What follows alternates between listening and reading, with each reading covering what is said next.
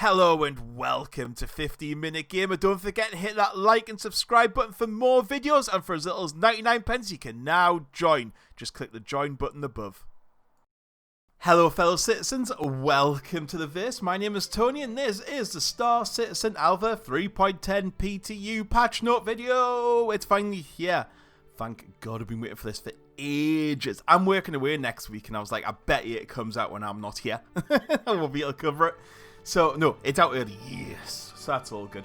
So, Alpha Patch 3.10 has been released to Wave 1 PTU and is now available to test. So, let's have a look at what they want to test, what issues we've got, and what new features we can look forward to in 3.10.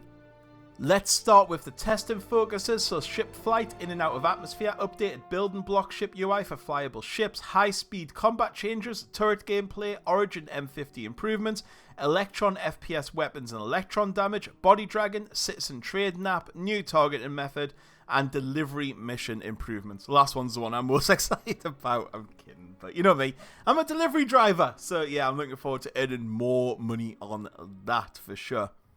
So let's check out some of them new features. Characters added Mobi-Glass variants, adding the initial implementation of the Mobi-Glass variants, which gives the player the ability to switch out their Mobi-Glass for another one with various colours. Players will be able to purchase these in-game at the new factory line shop in New Babbage. You've also got added helmet visor wiping, so basically if it's, in it, I've seen this a load of times before, but you can't see through your visor sometimes, so left shift plus Z will then clear your visor. AI, we finally have the bartender! Woo! So the bartender is now in the persistent universe. So there's going to be lots more of these, and they're currently at Grimhex, Lowville, Levski, and New Babbage. Cover usage version 1, so NPC should now go to cover and take you out, which could be quite interesting because they kind of go up and down like whack-a-moles at the moment. It doesn't look particularly great, so no, I'm excited for that. Shotgun assault tactic added the ability for combat AI to engage the player using a wider variety of weaponry, react dynamically to both player behavior and environment.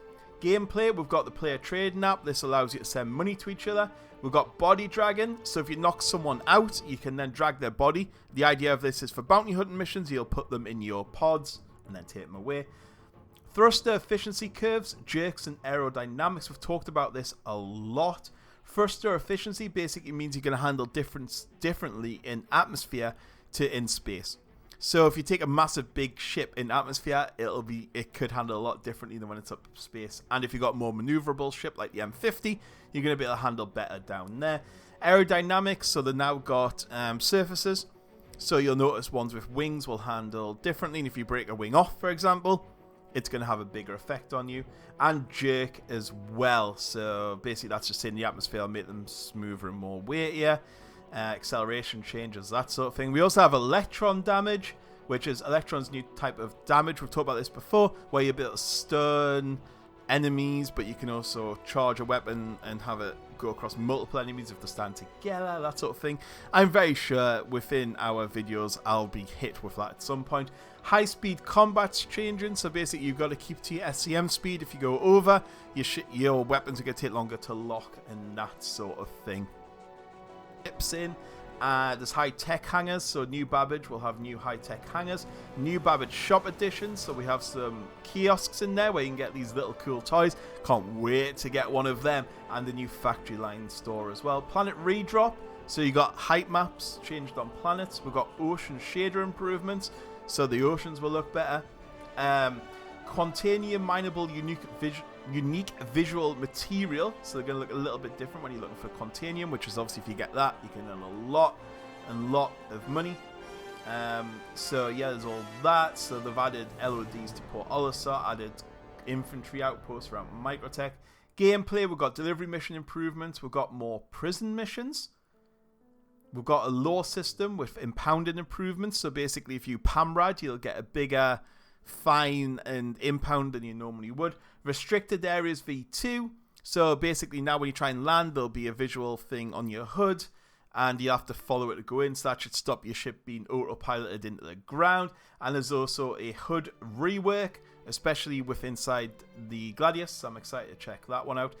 There's a lot of changes in here, man. I'm going to keep going. Turret usability improvements, which is good, we need them. Updated ship control settings, updates to Star Marine scoring and rec conversion, We've got the M50 Improvements, so this includes landing gear compressible, update to bring in new damage system, cockpit improvements and updating UI metrics. Variable armor values have returned to ships. We set some minor armor variations to ships. Drake Buccaneer quality of life update. The intake fuel tanks will no longer fall off randomly, which is good. Drake Caterpillar QL update. Weapon changed from 4 times size 2 to 2 times size 3. Anvil Gladiator increased turret size from 2 to 3. We've got the Xeon Scout updated flight performance. We've got a polish pass on the Dragonfly. Added rear side thrusters to the Saber Raven. You've got a mass driver size 1-3 ship weapons rework. Increased overheat threshold for size 5. And core tech as well, so there's a bit there. There's also some major bug fixes, which there's a lot of them, which basically boiled down to authorized execution warrant missions from Hurston should no longer reward the player for homicide crime stat. After the first wave of enemies, the patrol beacon should now consistently move to the next patrol area during a patrol mission. That has failed so many times for me. Fixed an issue with NPCs standing on seats. That is never going to change. I'm going to have to see. Glass in the aero view hangar should no longer be heavily obstructed by scratches. Fix Mustangs being able to equip size 2 quantum drives. Fix an audio element that the Carrack thrusters so they're not excessively loud. AI should no longer regularly go into relaxed aim stance during combat. Fixed ADS positions on FPS weapons. Fixed an issue causing some mission descriptions display locations as destination location address. I've seen that before. Ships and vehicles will no longer hurt themselves when firing their EMP weapons. Weapons lockers on the 890J, Constellations, Vanguard, Sentinel and Carrack should now persist weapons when the ship is stored and retrieved. Fix an issue that called physicalized buttons to spam audio effects. Hangar 2 at Crew L4 rest stop should now be accessible via elevator. Didn't realize that was a thing.